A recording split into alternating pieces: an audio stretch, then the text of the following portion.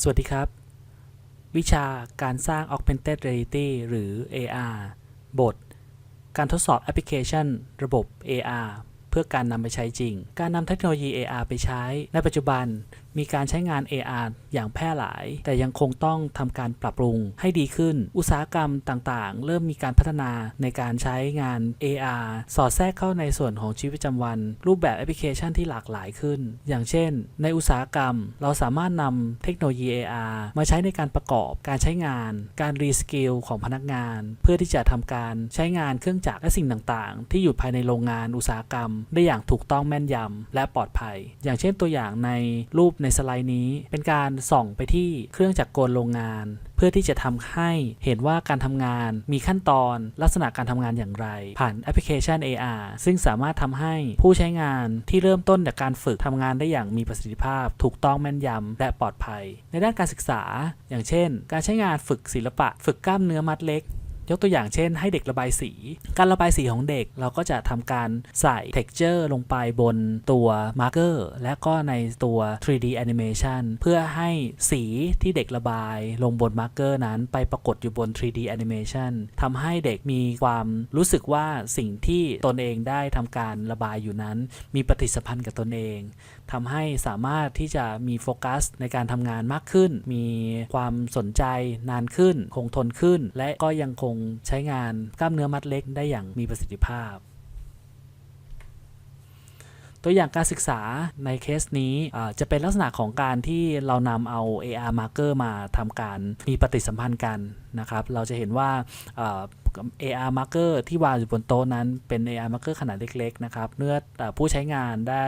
ขยับขยื่นนะครับตำแหน่งของตัว AR marker นั้นออกไปนะครับก็จะมีปฏิสัมพันธ์นะครับตัวเส้นที่เกิดขึ้นนะครับจะเป็นเส้นที่ลิงก์นะครับไปยังมาร์กเกอร์ที่แตกต่างกันนะครับแล้วก็จะมีลักษณะที่บอกมุมบอกความยาวได้ด้วยนะครับเพราะนั้นลักษณะนี้ก็จะสามารถที่นำมาบูรณาการเพื่อให้เห็นภาพนะครับใน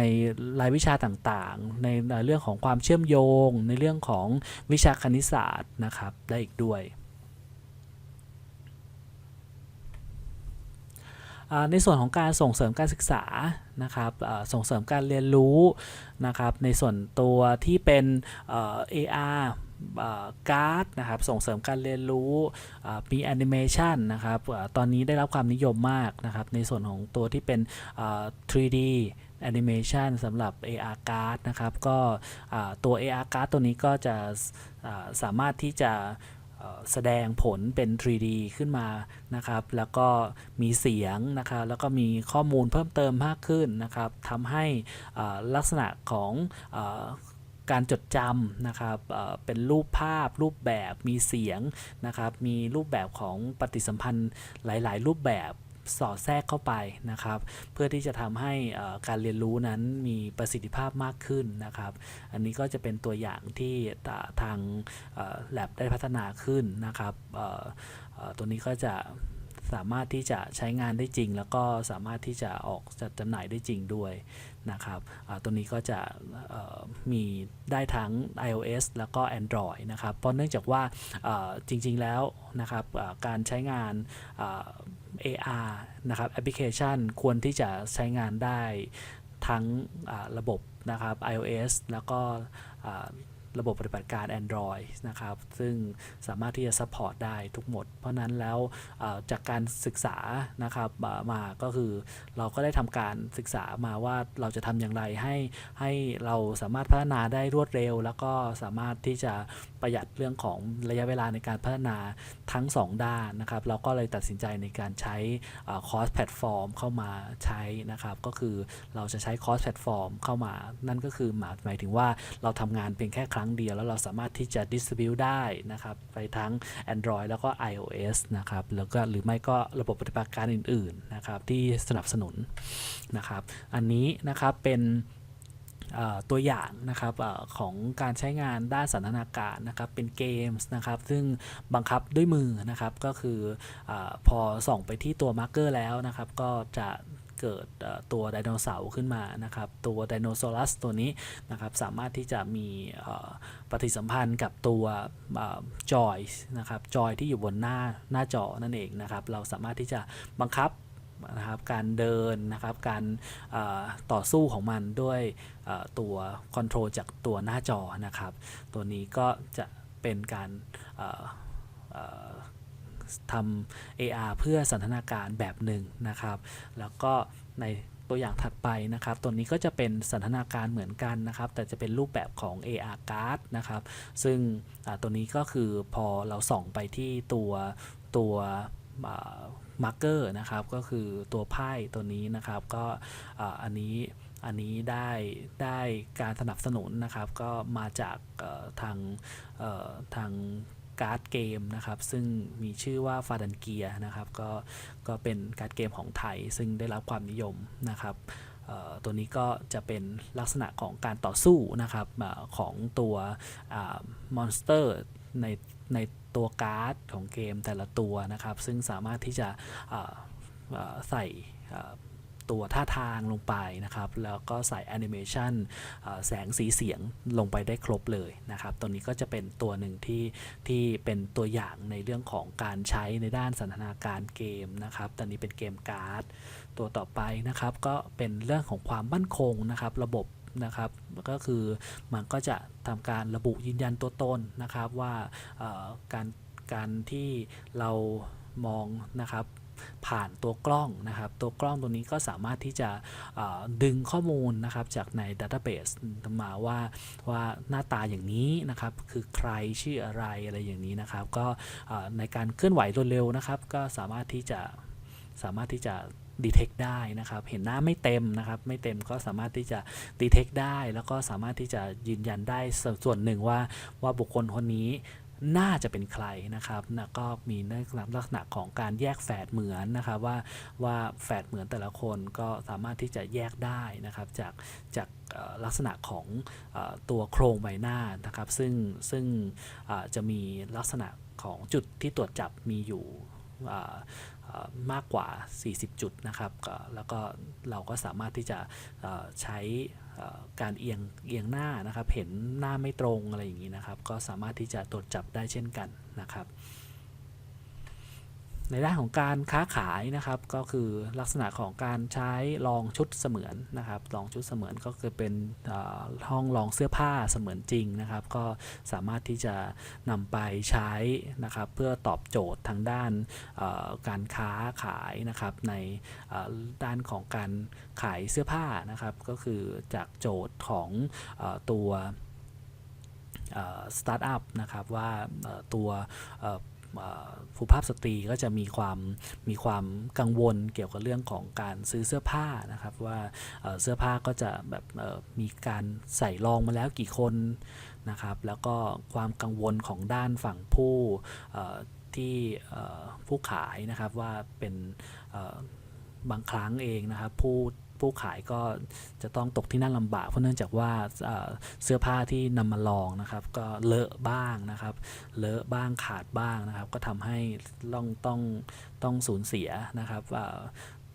เสื้อผ้าพวกนั้นไปอยู่ในส่วนของตัวที่เป็นเสื้อผ้าที่เซลล์ลดราคาอะไรอย่างนี้นะครับก็ตัวนี้ก็จะนำมาใช้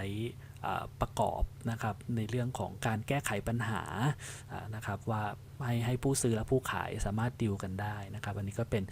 การลองชุดแบบเสมือนนี่ก็จะเป็น AR รูปแบบหนึ่งนะครับเป็นการสนับสนุนสิ่งพิมพ์นะครับตัว AR วิดีโอตัวนี้เราสามารถที่จะนำไปใช้ประกอบนะครับเรื่องของสิ่งพิมพ์ต่างๆเพื่อให้อย่างเช่นโปสเตอร์นะครับโปสเตอร์หนังนะครับโปสเตอร์ให้ข้อมูลต่างๆเราสามารถที่จะแนบวิดีโอต่างๆนะครับที่เป็น AR สามารถสอดแทรกเข้าไปนะครับเพื่อที่ทำให้ตัวโปสเตอร์นั้นนะครับมีข้อมูลนะครับที่แทรกอยู่นะครับสามารถที่จะนำไป adapt ใช้นะครับเรื่องของสามารถที่จะเอาไปจองตั๋วหนังนะครับหรือว่าเอาไปใช้ในเรื่องของการโฆษณาต่างๆได้นะครับก็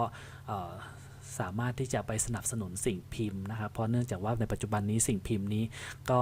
กำลังได้รับความนิยมลดน้อยลงเรื่อยๆนะครับตัว AR ก็จะช่วยเพิ่ม value ในส่วนของสิ่งพิมพ์นั้นๆขึ้นนะครับการประยุกต์กับภาพถ่ายนะครับก็คือพวกเกี่ยวกับเรื่องของ Face Play นะครับตัวพวกนี้นะครับเราก็จะใช้ตัวการ detect นะครับจุดบนใบหน้านะครับจะสังเกตได้ว่ามันก็ detect ได้ไม่กี่จุดนะครับก็เป็นลักษณะของการเล่นบนเล่นกับใบหน้ามากกว่านะครับอย่างเช่นตั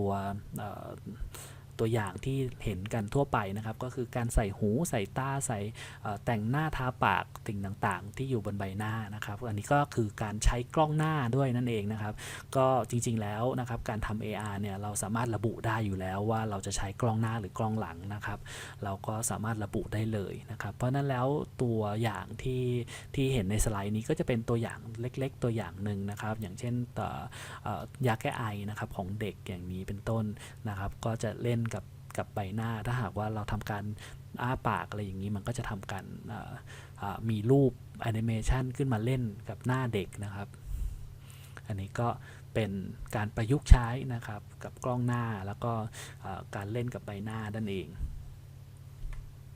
นะครับการจราจรนะครับก็สามารถที่จะใช้ในเรื่องของการตรวจจับความเร็วการข้ามเส้นจราจรนะครับก็เรื่องของการตรวจจับความเร็วก็สามารถที่จะทำให้กล้องราคาที่ไม่ถึง1,000 บาทนะครับก็มีประสิทธิภาพก็ใกล้เคียงหรือเทียบเท่ากับกล้องราคาเป็นแสนนะครับตัวนี้ก็เป็น AR เหมือนกันนะครับในเรื่องของการใช้จับความเร็วแล้วก็การข้ามเส้นจราจรนะครับซึ่งตัวแอปพลิเคชัน AR นะครับก็ยังคงสามารถที่จะใช้งานนะครับร่วมกับกล้องร่วมกับตัวเครื่องคอมพิวเตอร์นะครับไม่ว่าจะเป็นทั้ง Mobile Device หรือว่าเป็น PC ก็ตามนะครับเราก็สามารถที่จะ adapt ได้หลายส่วนด้วยกันนะครับก็เวลาเราจะทำการนะครับ export ออกมานะครับเราก็จะ export ออกมาด้วยตัวcross platform นะครับซึ่งมันจะทำให้การทำงานของเราทำงานได้รวดเร็วขึ้นนะครับการโฟกัสงานของเราก็จะโฟกัสได้ดีขึ้นเพราะเนื่องจากว่าเราพัฒนาครั้งเดียวแล้วสามารถใช้ได้หลายๆแพลตฟอร์มนะครับอันนี้ก็จะเป็นส่วนหนึ่งนะครับของการพัฒนานะครับเพื่อนำออกไปใช้จริงนะครับของตัวแอปพลิเคชัน AR นะครับ